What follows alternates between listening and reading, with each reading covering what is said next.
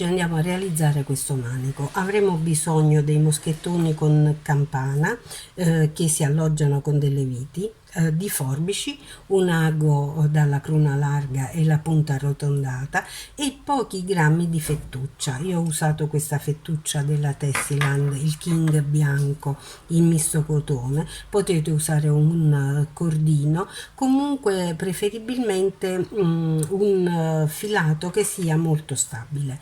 Andremo a rinforzare il manico che ha un aspetto molto morbido, quasi spugnoso, ma è rigidissimo, non si allunga di un centimetro quindi nasconde un rinforzo interno che io vi ho già mostrato nell'altro video a proposito del manico della borsa fiorellina e che vi metto comunque qui nelle schede e quindi andiamo a realizzare questo che è un classico della lavorazione ad uncinetto, ma con quel quid in più che non deve mai mancare e che è cioè il rinforzo. L'eleganza dei moschettoni è ben visibile, non ve la devo descrivere io, acquistati sempre sul sito della Tessiland, sono bellissimi, lucidi, eleganti.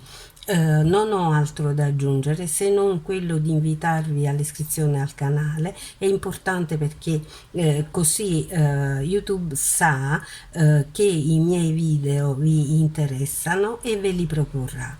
È importante mettere il like ai video e attivare la campanella, così sarete sempre aggiornati. Vi lascio al tutorial. Ciao! Prendiamo il nostro cordino, lo posizioniamo così sull'uncinetto con la codina verso di noi, che facciamo passare oltre il filato e ottenendo questo sull'uncinetto prendiamo il filo e otteniamo la prima catenella. Ne realizziamo altre 5 per un totale di 6.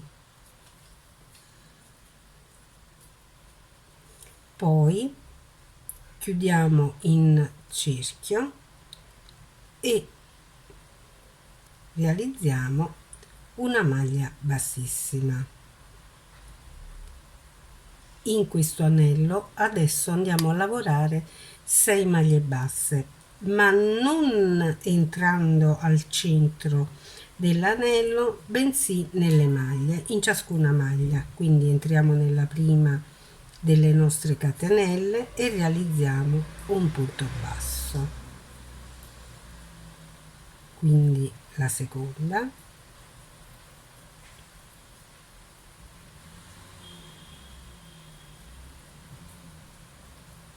terza, quarta, quinta e sesta. Normalmente a questo punto avremmo chiuso il giro e ricominciato, ma noi per ottenere l'effetto elicoidale non chiuderemo mai il giro. Dobbiamo adesso analizzare il punto. Noi avremmo lavorato adesso nella nostra prima catenella delle 6, perché qui abbiamo 1, 2, 3, 4, 5 e 6, quindi avremo lavorato qui nella prima catenella entrando nell'asola. Ora invece non prendiamo in esame l'asola, ma la parte sottostante all'asola, questa riga orizzontale che ci si propone, ed entriamo lì con l'uncinetto. Ribadisco, senza chiudere il giro. Andiamo nell'asola accanto, questa è l'asola del secondo punto. Sotto abbiamo, vedete, questo incrocio di fili. Noi entriamo qui in questo e realizziamo un punto basso.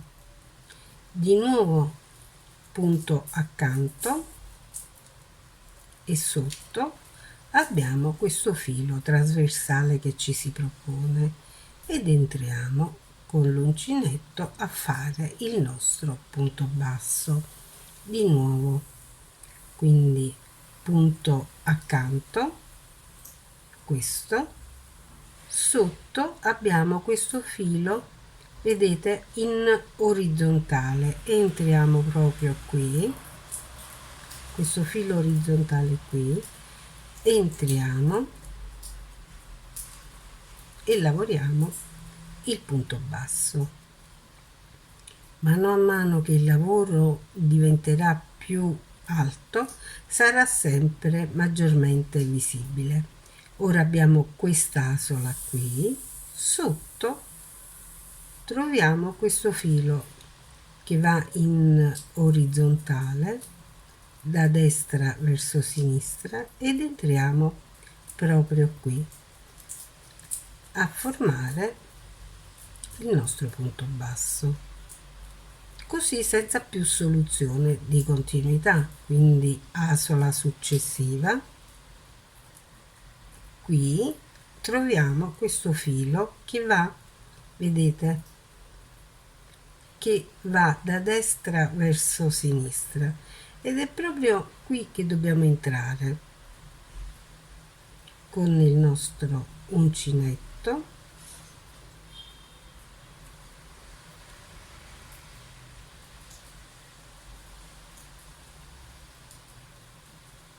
a pescare il nostro filo per il punto basso.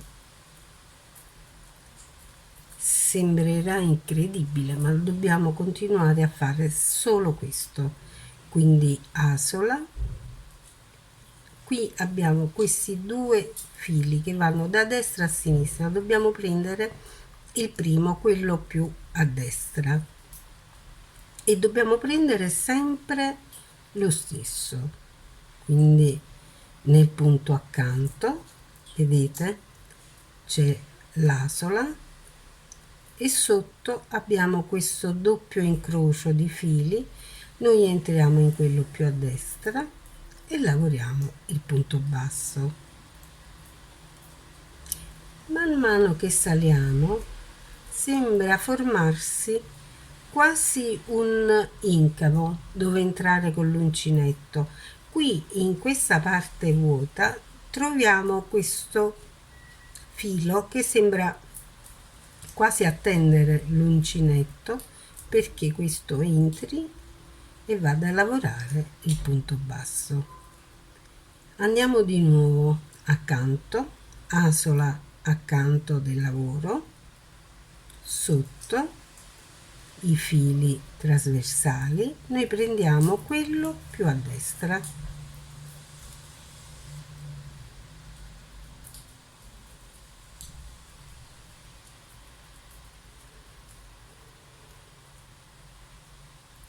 Ecco che il lavoro elicoidale al centro sta mettendosi in mostra. Vediamo di renderlo più visibile anche dall'esterno. Vedete? Abbiamo questo lavoro che va in circolo, in giro, a formare questo disegno. Allora, vediamo. Noi abbiamo lavorato quest'asola, dobbiamo lavorare questa. Prendiamo il filo, questo è qui, e lo lavoriamo. Di nuovo accanto. Come vedete, man mano che sale il lavoro diventa tutto più evidente ed entriamo qui in questo filo trasversale.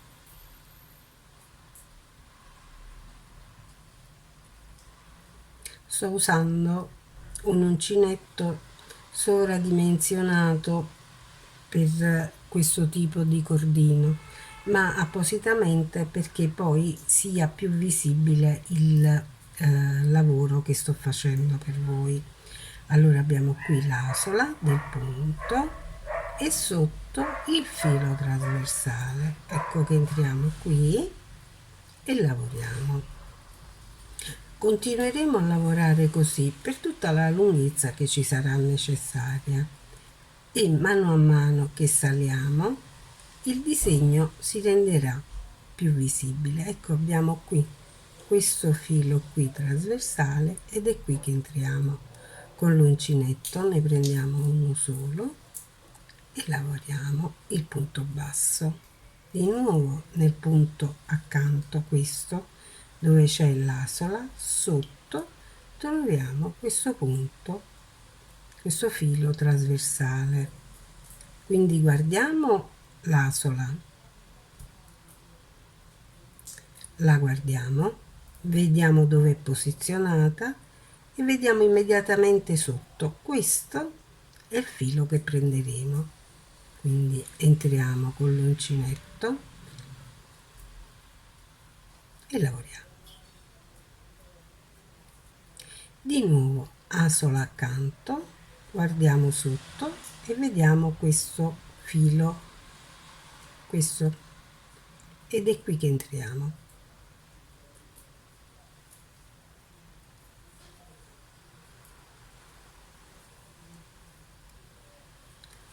L'elicoidalità del disegno si mette sempre più in mostra, vedete, già si vedono formarsi le colonnine, come vedete il disegno si sta già formando. Ho ripreso il lavoro che già stavo svolgendo con la fettuccia bianca e continuiamo un po' insieme per vedere qui, se magari vi risulta più chiaro, dove posizionare l'uncinetto. Ecco, noi abbiamo, come vedete, qui c'è dentro c'è l'asola che tende a chiudersi verso l'interno proprio perché noi lavoriamo sulla parte esterna del punto. Entriamo qui in questo punto trasversale e lavoriamo il punto basso, vedete? Qui c'è l'asola e questo è il punto trasversale. Entriamo e lavoriamo di nuovo l'asola, punto trasversale. Io spero che con il bianco magari vi risulti un po' più evidente la lavorazione. Quindi questa è l'asola e questo è il punto in cui entrare. Asola e il punto trasversale in cui entrare. Io sono arrivata ad un'altezza di circa 26 cm che per me è sufficiente, quindi a questo punto posso decidere di chiudere la lavorazione. Faccio il nodo di sicurezza e lascio un filo molto lungo che deve essere almeno 2 volte il nostro manico. Lo taglio e adesso inseriamo l'ago. Inseriamo la codina nell'ago. Io ho scelto un ago molto grosso con la punta arrotondata perché non deve cucire, ma dobbiamo far solo passare il filo attraverso. Quindi io faccio il giro del nostro manico della parte appuntita, poi entro al centro e comincio a spostare l'ago più in giù. Lo faccio uscire, rientro facendo in modo che non si veda né il punto di uscita né quello di entrata. Quindi rientro esattamente nel punto dove sono entrata, qui entro e passo oltre, più giù, passo giusto al centro, esco e tiro giù la fettuccia. Ancora fino ad arrivare alla parte estrema opposta.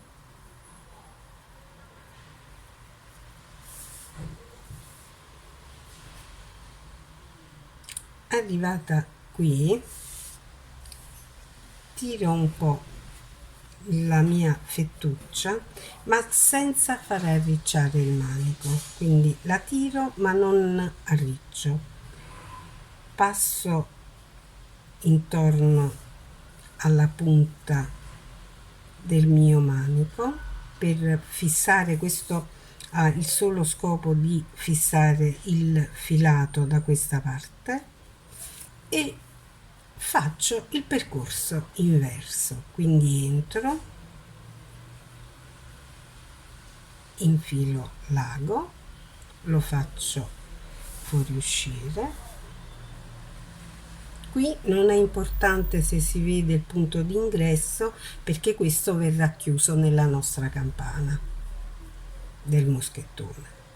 Rientro esattamente nel punto di uscita e procedo così.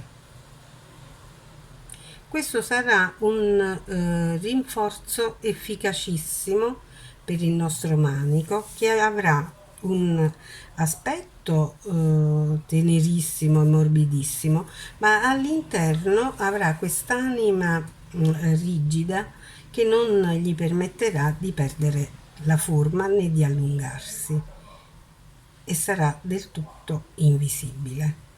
Passiamo quindi fino all'estremo opposto, fisseremo la nostra fettuccia qui, dando al manico la giusta forma, quindi mi accerto che non sia arricciato, e qui chiudiamo perfettamente la punta così.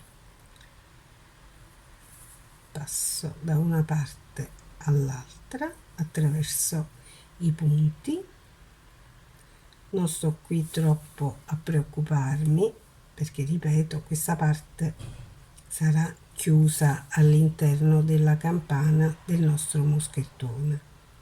Quindi esco di qua e rientro, in modo da fissare definitivamente la fettuccia, la faccio fuoriuscire e taglio.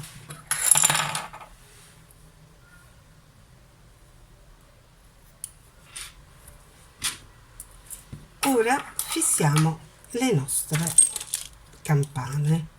Prendiamo la campana e l'estremità del nostro manico, facciamo in modo che entri per bene fino in fondo, guardiamo attraverso il foro dove verrà alloggiata la nostra vite e guardiamo, accertiamoci che il manico entri per bene fino in fondo, deve essere entrato fino in fondo.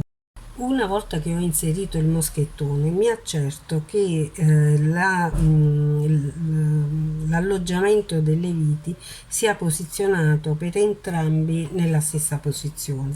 Prendo la vite, la prima delle due, so che il manico è entrato perfettamente, posiziono la vite, faccio fare il primo giro, poi mi sono munita di giraviti e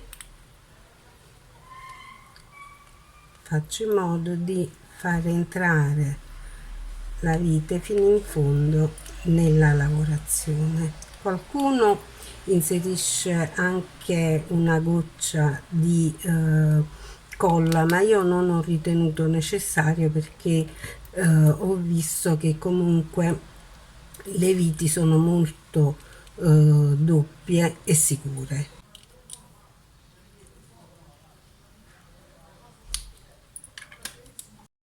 Ho finito di avvitare le nostre viti, ho completato il manico e, come vedete, nonostante abbia un aspetto morbidissimo, non si allunga neanche di 1 millimetro, perché ha questo rinforzo interno invisibile ma efficacissimo.